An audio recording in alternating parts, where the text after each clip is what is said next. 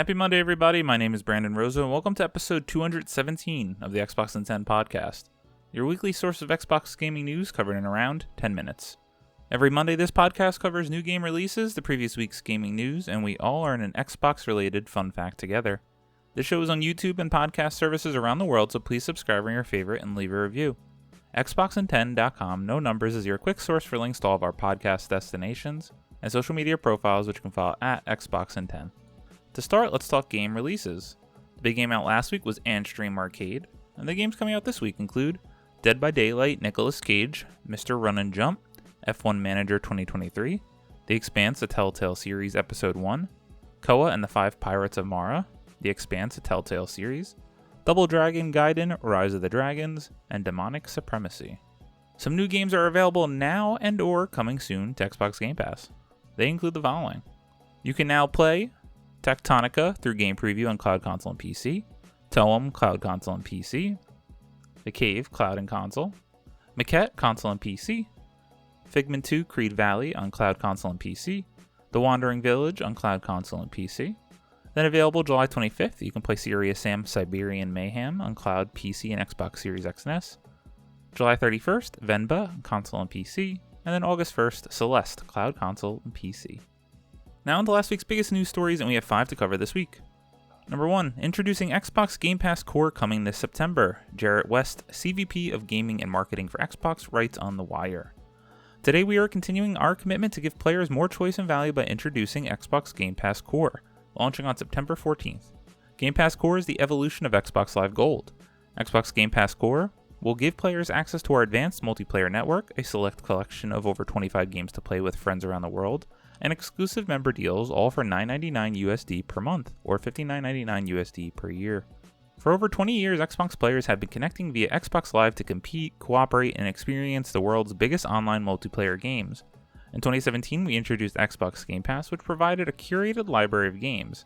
Game Pass Core brings online play together with Game Pass and a new offering for gamers around the world. With this evolution, we're saying farewell to games with gold. We wanted to use this opportunity to reimagine how to include content with the subscription. We found that the answer to the most compelling catalog was to leverage select titles from our Xbox Game Pass catalog. Our launch collection of more than 25 titles from Xbox Game Studios, Bethesda, and our content partners will offer something for everyone to play on their Series X and S and Xbox One consoles. Today we're confirming the following titles for launch, with more to be announced in advance of September 14th. New titles will be added 2 to 3 times a year. The list includes Among Us, Descenders, Dishonored 2, Doom Eternal, Fable Anniversary, Fallout 4, Fallout 76, Forza Horizon 4, Gears 5, Grounded, Halo 5 Guardians, Halo Wars 2, Hellblade Senua's Sacrifice, Humans Fall Flat, Inside, Ori and the Will of the Wisps, Psychonauts 2, State of Decay 2, and The Elder Scrolls Online Tamriel Unlimited. The game library may vary over time and by country. For current Xbox Live Gold members, on September 14th, Xbox Live Gold members will automatically become Game Pass Core members, with no change in pricing, and have immediate access to a new library of over 25 high-quality games. Member deals and discounts will be part of Xbox Game Pass Core. Games with Gold will come to an end on September 1st. Players can continue to access any Xbox One games they previously redeemed through Games with Gold if they remain a Game Pass Core or Game Pass Ultimate member. Regardless of subscription status, any Xbox 360 titles redeemed via Games with Gold in the past will be kept in a player's library. Thank you to everyone who's been with us since the early days, joined along the way with friends, and now with us in Xbox Game Pass. I'm proud and humbled by the stories we hear about online teammates becoming real-life friends after playing, or even marriages whose initial spark was ignited in a pre-match lobby. We can't wait to hear more from the community when it launches on September 14th, and we'll see you all online. So let's break this down a bit, because it is a little bit confusing. So for $9.99 a month, you get Core with access to online multiplayer and that select catalog. Then for $10.99 a month, you can get Console Game Pass, but this doesn't include online console multiplayer, but the full catalog. Then on PC at $9.99 a month, you get that Game Pass, which you don't need the online multiplayer of Xbox Live Gold, now Core, to access games online on PC.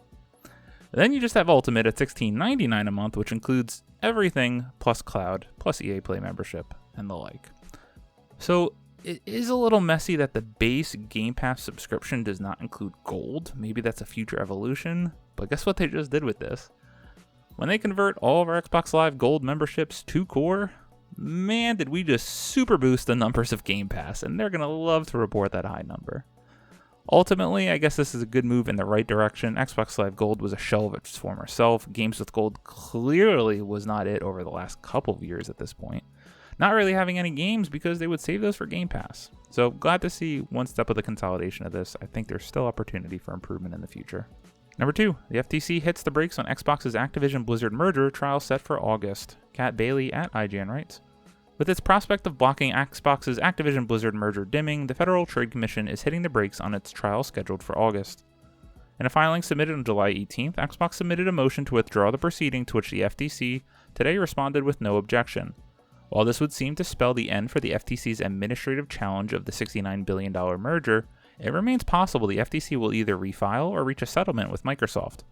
The decision follows the recent verdict denying the FTC's request for a pause on the deal, which was upheld by the Ninth Circuit Court of Appeals.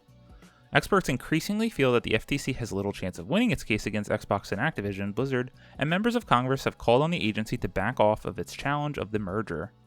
The FTC's battle with Xbox. The FTC originally sued to block the deal as an antitrust measure. It asked for an order denying the deal in June, leading to a week-long trial in which it tried to prove that Call of Duty was a unicorn, and that Xbox could and would make it private. The FTC was soundly defeated on that point, resulting in its request being denied. The full trial remains set for August, but with its core argument already defeated, there was little that the FTC could do to bolster its case. Xbox and Activision Blizzard now turn their attention to the UK Competition and Markets Authority, CMA, as they try to reach an agreement on merger, which looks increasingly likely to be successful. Xbox is expected to give up some control of its cloud business as part of a potential settlement with the CMA. While negotiations ongoing, Xbox and Activision Blizzard opted to extend their deadline for their merger to October 18th, when it is expected to be completed. Should the deal ultimately go through, it will give Xbox control over numerous major franchises including Call of Duty, Overwatch, and World of Warcraft, in addition to King's catalog of mobile titles. Xbox recently signed a pact with PlayStation promising that Call of Duty would remain on the platform for at least 10 years. Not going to speak too much on this. I thought we were done last week, and now it has been extended to at least likely October. It seems like some of the people closer and more understanding of how this legal jargon works expect that the deal could close by the end of August, and let's just please it does. Let's just be done with this, please. Let's move on to the next thing. Number 3, Xbox 360 Call of Duty Classics shoot to the top of top paid games list. Wesleyan Poole at IGN writes, classic Call of Duty games have shot up Xbox's top paid games list, fueled by recent improvements to matchmaking and an eye-catching sale.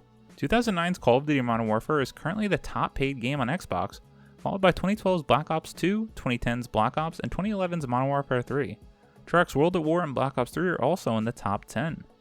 These older Call of Duty games are outselling big hitters such as Red Dead Redemption 2, Hogwarts Legacy, Elden Ring, and even last year's Modern Warfare 2. That's a remarkable resurgence for a collection of games one thought co-signed to the history books.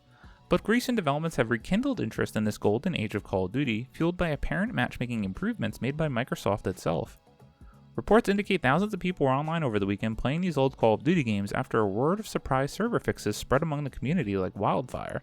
However, reports also indicate lobbies are still afflicted by hackers, boosters, and cheaters.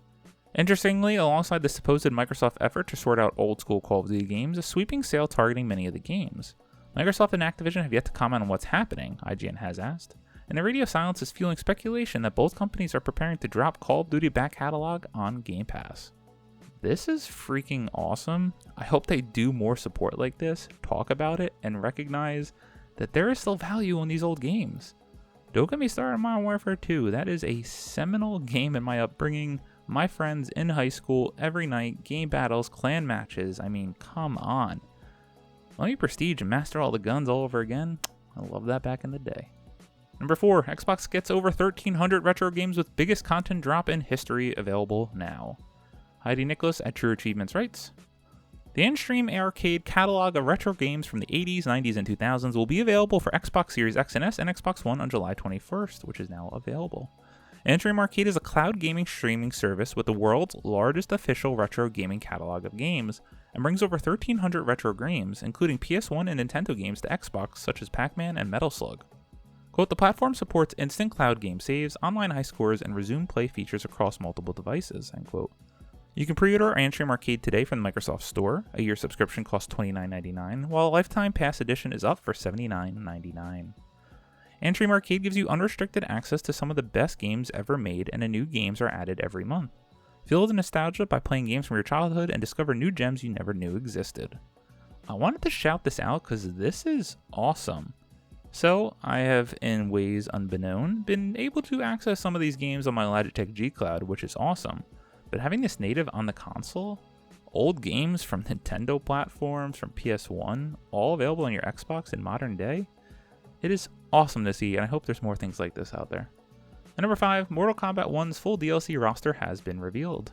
Andy Robinson at VGC writes, developer NetherRealm has officially revealed the 6 fighters coming to Mortal Kombat 1 post-release.